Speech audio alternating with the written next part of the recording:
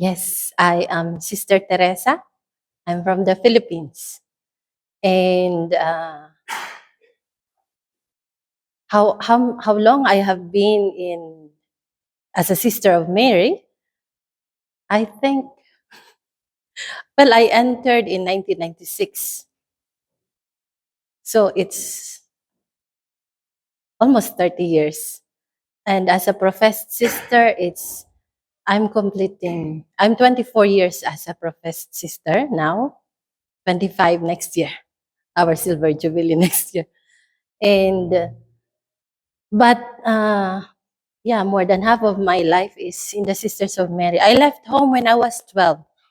I am a product of the Sisters of Mary School because I graduated in the Sisters of Mary. And then, well, after I finished high school, I joined the Sisters. It was not my initial plan, but somehow it went there. And then after after my formation, a year or two after I professed my vows, I was sent in 2003 as a missionary in Brazil. At that time, we were starting our Sisters of Mary School in Girlstown in Brasilia. And then most of my years I am in the mission. 15 years in Brazil, and then in 2017, Mother General, Sister Maria Cho, she came here in Tanzania supposed to be to see if there is a possibility for us to come here in Tanzania to bring the Sisters of Mary program here in Tanzania, because there was an invitation from the bishops. At that time, I was in charge of the community in our Sisters of Mary, in one of the Sisters of Mary in Brazil.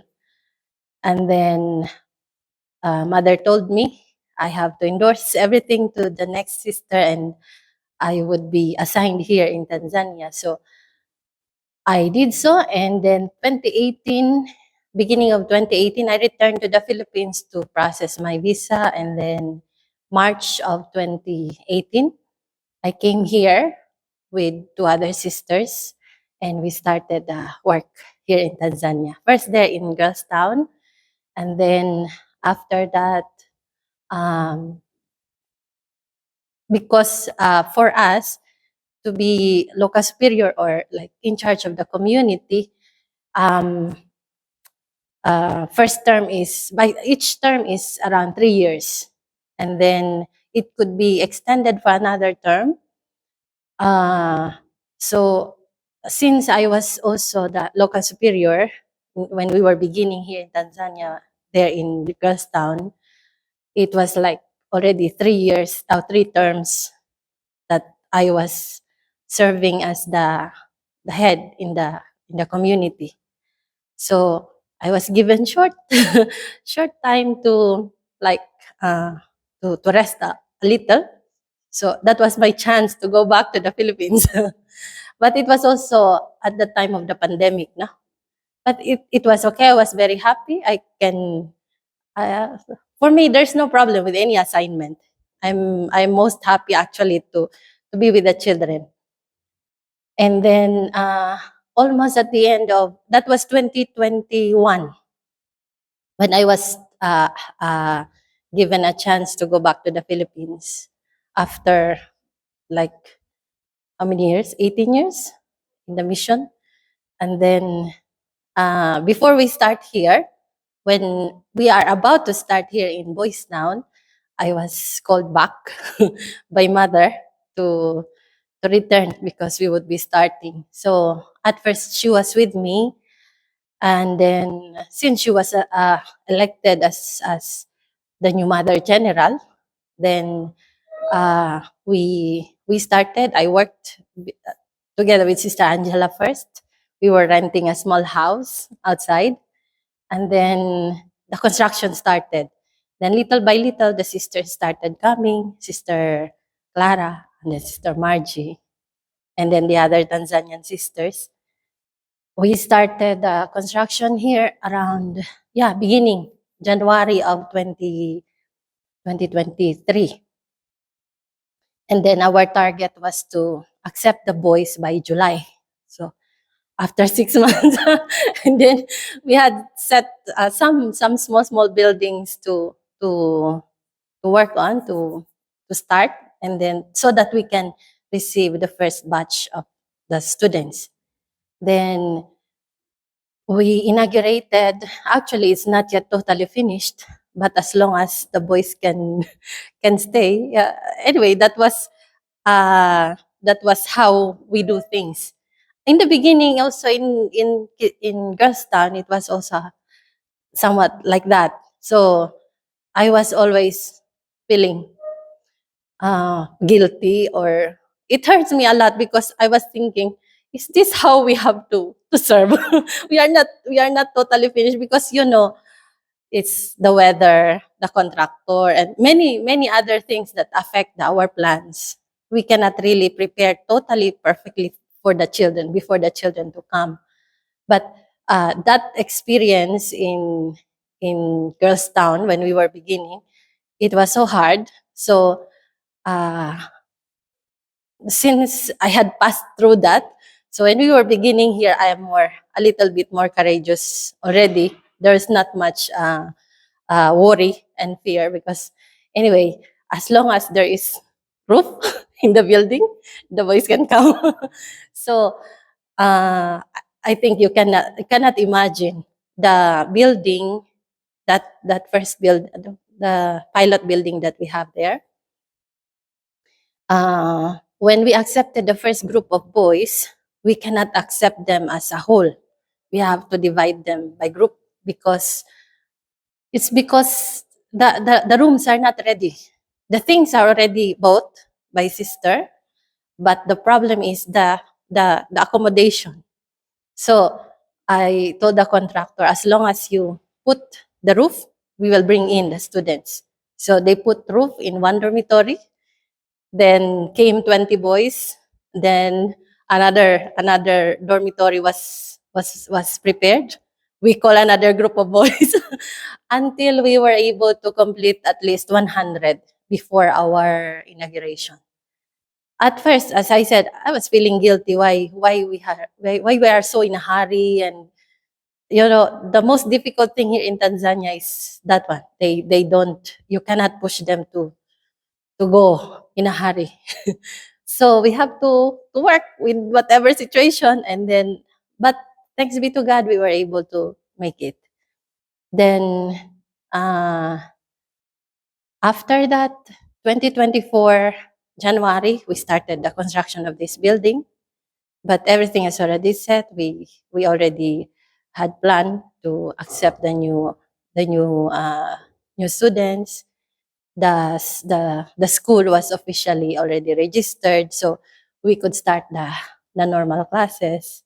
And now, thanks be to God, we have we have first year and second year high school, and many things are still not yet complete, but I'm very grateful. We are moving forward. In uh, how many? Almost 3 years. Yeah, 3 years, and we have all this. That's why. Uh, Yeah, your second question, who is God? For me, So when you after you arrived after 6 months and 6 months after you arrived, we start, no, we arrived, I came back, I arrived in November 30, 29, 30, something like that, 2023. No, it's 2022. Then January 2023, we have to hurry up, start building. Building the fence first, and then the first building, this one, because we need house for the sisters first. And then this building, or like supposed to be temporarily as a school and a gymnasium or auditorium, or where we can gather the students for masses, for some small activities. And then of course the dormitory of the children. So always in a hurry. Yeah, that's why really I always tell other people, the sisters, the children, yeah, and myself especially, I can see God's hand here very, very visibly because of, yeah, because by ourselves we cannot do. Who are we cannot, especially here, they don't look much about women. They don't how to say, they don't believe in women. They because I had experience. There was one priest who came in Grasstown. At that time, we had only the first group of the students, and then you can see we did not even have the big building yet. And then he said, "Sister, who is in charge here?" I said, "We, Father." "No, who build here?" "The contractor, Father." "No, the one in charge. He's looking for a man. He's looking for a priest." I said, "No, Father, we the sisters. We don't have priests. It's something like it's impossible. For them, it's impossible." Yeah, I can say really, it's impossible. If not for God, this will not happen. So it's really God's miracle. You didn't know when until you are a star. I You didn't. didn't know you will be doing this. Um, Somehow I was no, I did not know that I will be in charge here again. Actually, even before, when we were starting, when we were about to start the girls' town, I did not know. I was not even prepared in my mind before, because my first time to be in charge of the community was there in Sao Paulo. We have just the kindergarten students around 150. That's the smallest actually, and some primary students until grade 5. And then we have the clinic for outpatients, outside people. Uh, Very, very small community. We are only 8 sisters, but it was okay. I feel at the beginning I feel nervous, but anyway, I'm not alone. We are together. I'm always with the sisters, and especially one of the Korean sisters Korean sister who was with me. I think she belonged to the third group of the first batch of sisters in the Sisters of Mary. She really worked near Father Al. And then, of course, sometimes we have some problems with some mothers who are very demanding, or some teachers, or some complaints from the mothers. And then uh, I just open the problem, and then she would always tell me, during the time of Father Al, we would do like this. So through her, I had built that confidence. And then, uh, but there is always that, um, how to say that, insecurity, because I'm young. I was very young to lead the community of sisters. For me, that's a very, very heavy thing, because if I am responsible just for myself, it's okay. But if my decision will affect the community, and that is my worry most of the time before. And then when I was told by Mother General to come here in Africa, I was telling, it's okay. Whatever will be the assignment, I will really support my superior, because I know how hard it is. That's why it was a shock for me to be assigned as the superior. But anyway, it's okay. I know it's just always um, just in the beginning, always, because whenever we don't know anything, there's always that insecurity, no? The fear is there. But for us, we just obey. That's what we were taught. obey. In obedience, there is miracle. I believe whatever my superior will tell me, whatever they will, wherever they will send me, I just need to obey. Even if I'm afraid, then it's okay, because in the beginning it will be it will be really like that.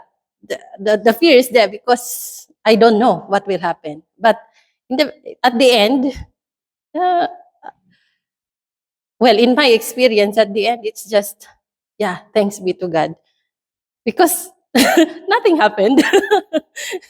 Yeah, it's like that. And then I thought, I would be assigned here in the girls' town, and then I thought, it's okay, Lord. Anyway, as long as I am not the leader, I'm not the superior. It's okay. I will support whoever will be the local superior. That's why I was shocked when I was assigned. But as I said, I'm not alone. There's always an old sister who will in the community. There are always sisters who support us. It's just like, for me, it's just like a title to be the leader, to be the yeah. Still, sisters would come. They will tell, sister, the situation is like this. What shall we do? But with major decisions or major problems that we may have, for example, uh, I don't feel that that heavy burden anymore, because there are always sisters, and I can always consult the Mother General. There in the girls' town before, it was the our Vicar General who was with me, Sister Elena. Now she's Mother General. And here in Boys Town, Sister Margie, Sister Clara, they're more experienced. So in any problem or any situation, I can always talk to them, ask their help, like that. But there are always some minor problems, but we can move on. You are so amazed after reading that.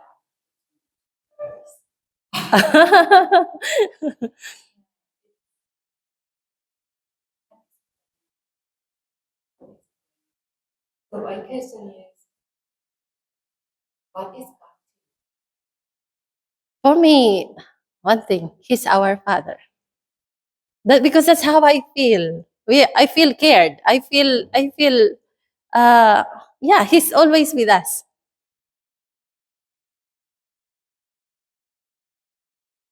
Simple. That's it. Do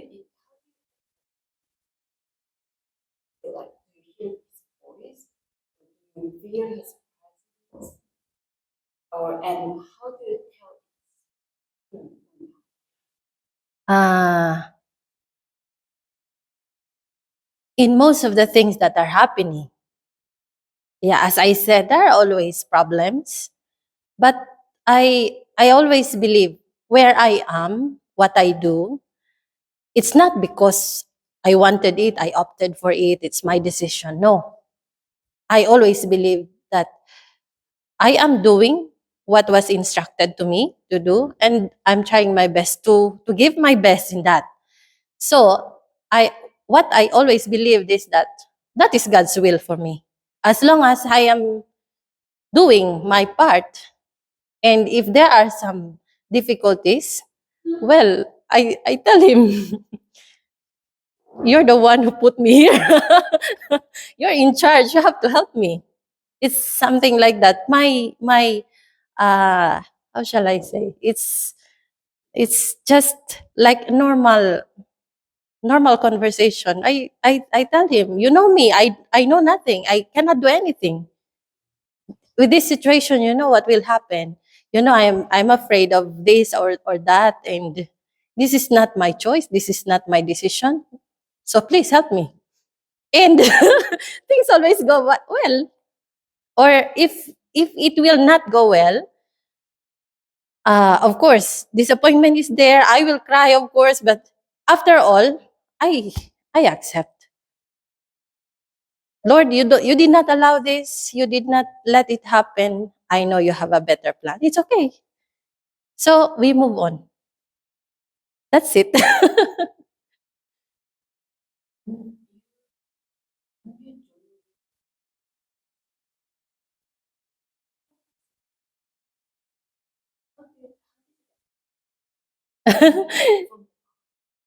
uh, I know. I don't know how it. Uh, I don't know how it happened. I just felt it's always there. Since very small, since young. Just seeing pictures of sisters, I feel happy. But I was, I think, in grade two when one day I saw, because in the small village where I grew up, most of the people are just normal farming people. Even my parents are just working in the farm, planting rice. That's how our life is. So there are no sisters, and in our small church, the priest would come only once a month. So it's really like a very remote place. And so I don't have any contact, any I don't know any sister at all. So it's just in the TV I had seen sister. So when I first saw a sister in person wearing this white habit, it was the Sisters of Mary, because they were visiting the houses of some students who passed the exam, because it's part of our work. After they finish the exam, they are interviewed. Sisters go to their houses to verify. So I was sitting in front of our house and I saw a blue car. A blue car passing with two sisters wearing white habit. And then I saw, wow, so beautiful. I will be like them one day. So it all started there. I said, I will become a sister, that kind of sister. What attracted me is not the religious life. I don't know anything about religious life. It's the habit, the white habit. And then I told to myself, yeah, one day I will become like that. So I tried to know who are those sisters, what they are doing. And then I started planning. I will study in the sisters' school. It was in Manila at that time. So I waited, and then after I finished, I graduated in elementary, in primary. I took the exam, and then yeah, luckily I was accepted. And then, but I hid my desire to become a sister because uh, uh, my parents did not want. I am the only girl. I have two young brothers, and I am the eldest and the only girl in the family. And then I just got the hint, because every time I would be going home for vacation, my mother would always tell me, do not become sister. Don't become a sister. So I was thinking, if I become a sister, if I enter the sisters, my mother will be, she would not like, she would not want it. So I tried my best to not to say anything, but it was there. I wanted to study in the Sisters of Mary because I wanted to become one of them. And then I think in my last year when I went home for vacation, my mother told me, maybe she was feeling really that I do have the desire. Although I am telling them, what's wrong with becoming sister? But I don't say I will or I want to. And then she told me, you see, this is your money. They tried to save so that I can go to college.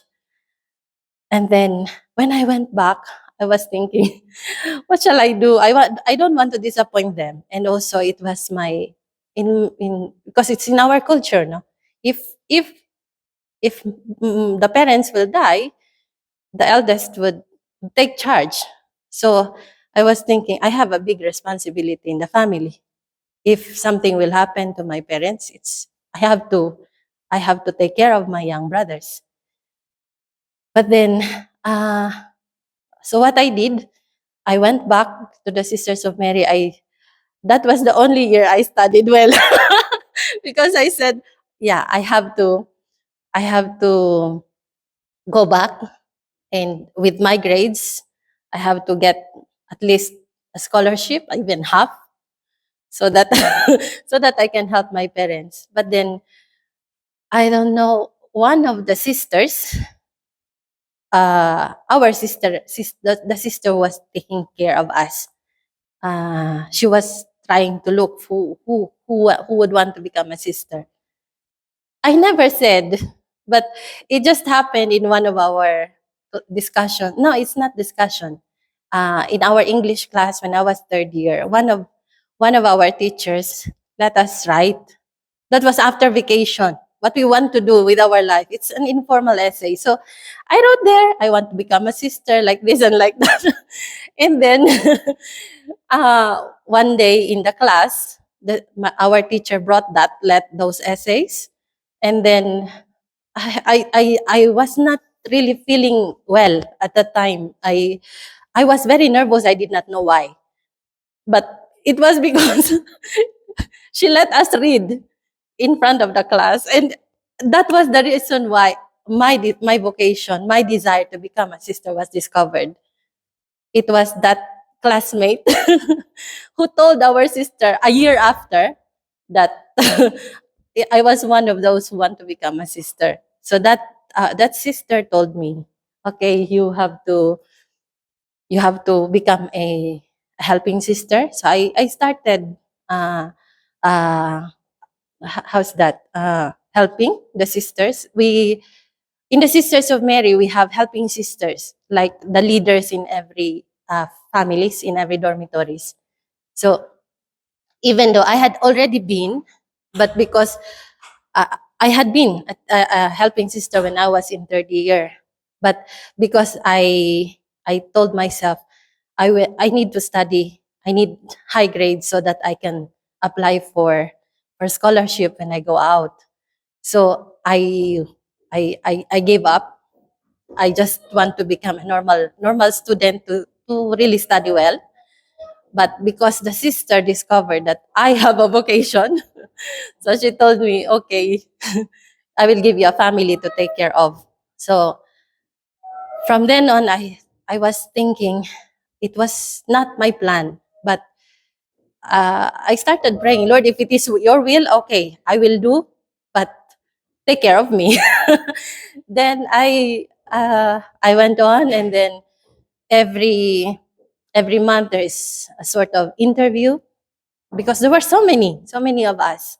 And then uh, after an interview, sister will post there who will continue with the group.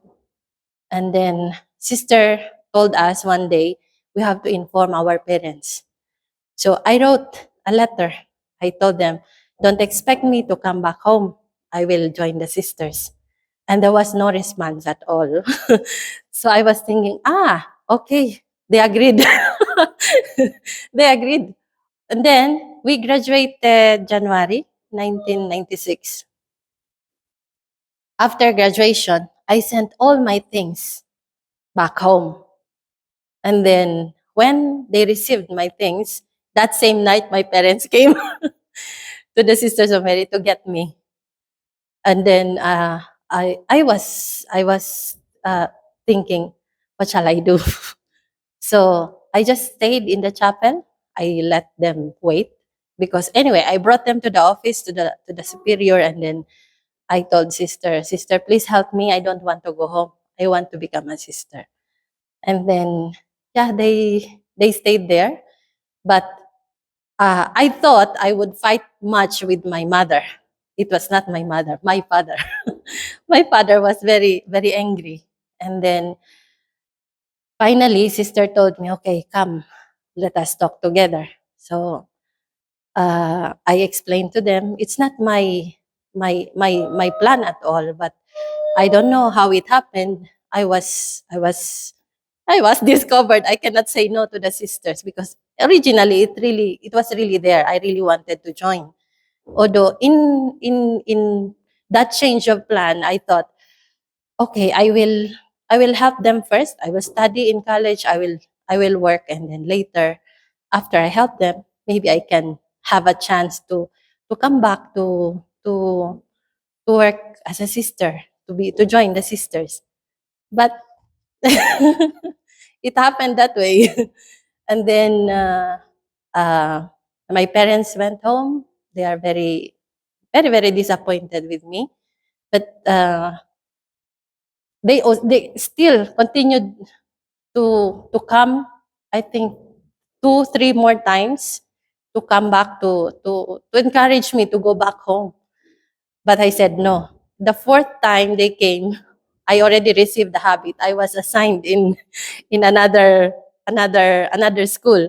So they could not go until there. My mother is very afraid of traveling by ship.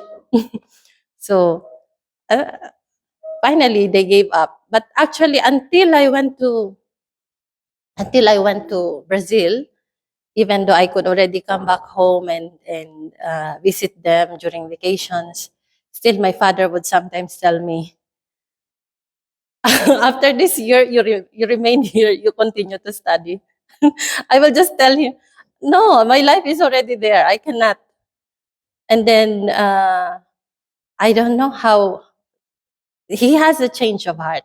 This time, yeah, he's very proud of me. He's very happy that I am happy. That's all that matters. What is the joy here and in God?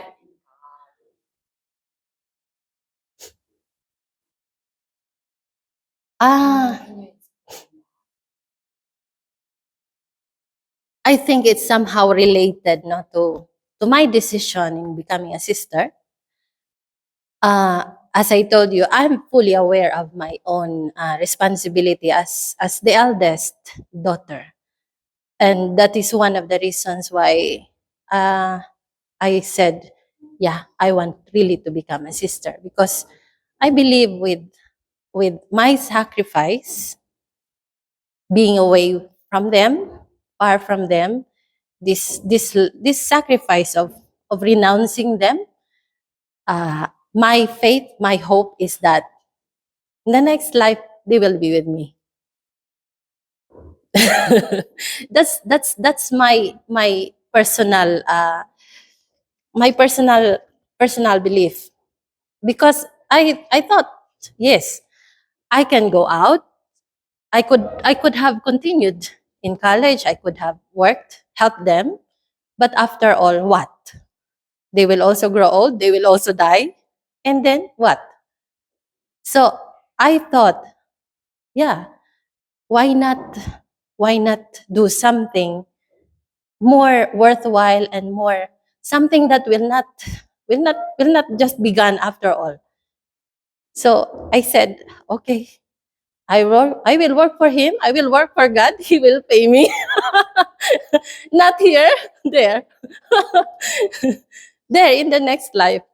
And there's one thing, only one thing that I would want, that my loved ones will be with me. I'm sorry.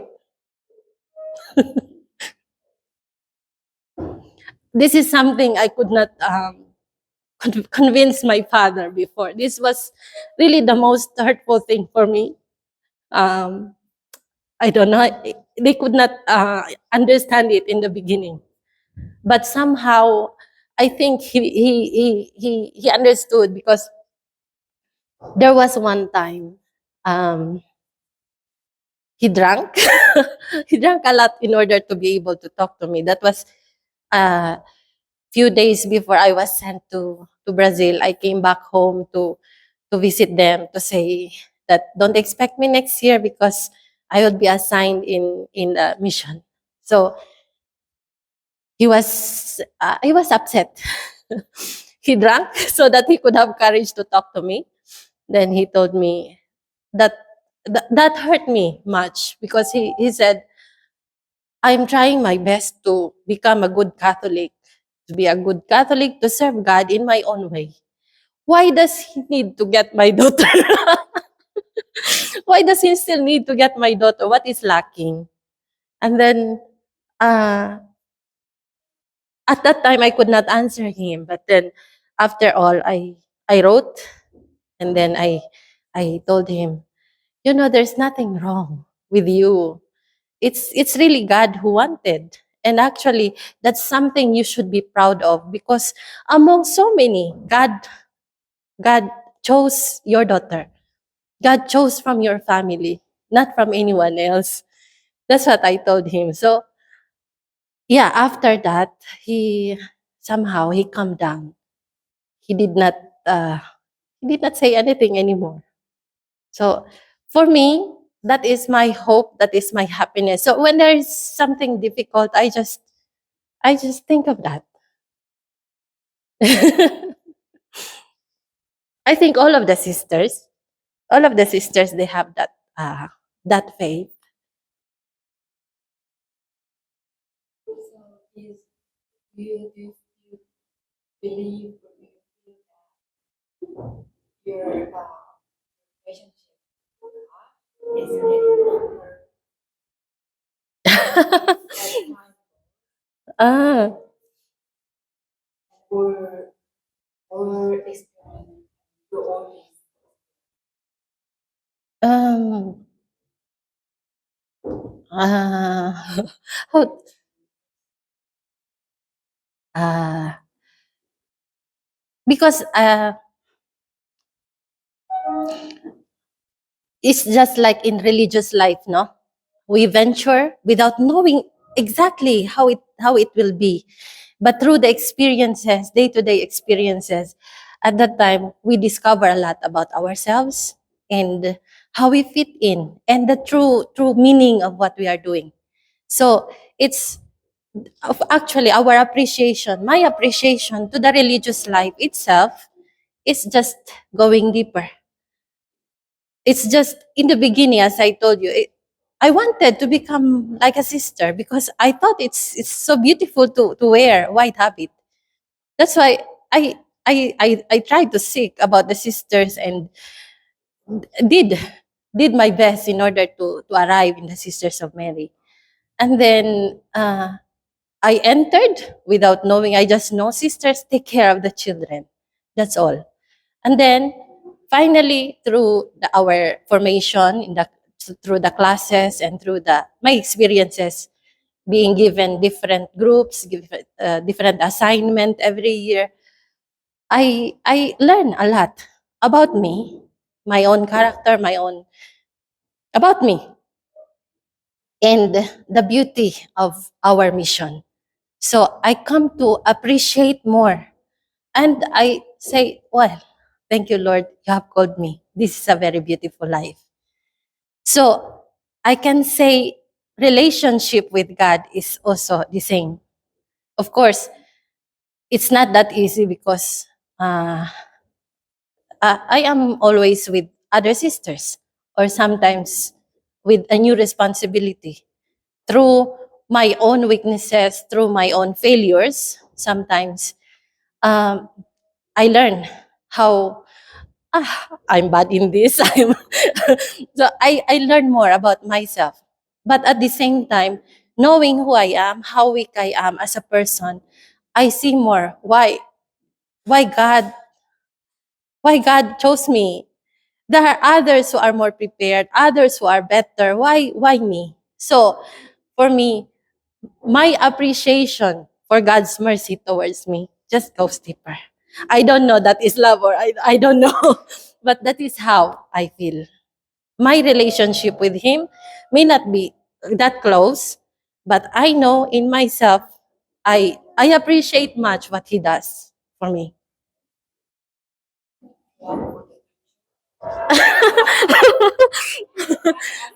Like what? No, I'm asking this because three sisters don't know the future, right? Yes, we don't know. Whatever will be the assignment given to us, that's what we will do. So yes, it what you are always ready? It may be difficult, especially as I told you, with any new assignment. I know myself. I don't want changes. I want to be comfortable where I am, where I know what to do. But if that is God's will for me, can I say no? I cannot. I just I think all of us sisters, we try our best, even though it's against our natural character or what. But we just believe, well, this is God's will. We are working for Him. As long as we are trying our best, whatever the difficulty there will always be difficulty, but He will always help us as long as we do our best. So plans, no plans. Desires, yes. Desires, yes. Desire to for me personally, I would just want to be an ordinary sister taking care of the boys. For me, that's the beauty of our work. To be to be with the children, to take care of them, to talk to them, even just simple, oh, good morning. Oh, how are you doing? How is your math now? How are you doing in math now? Something like that.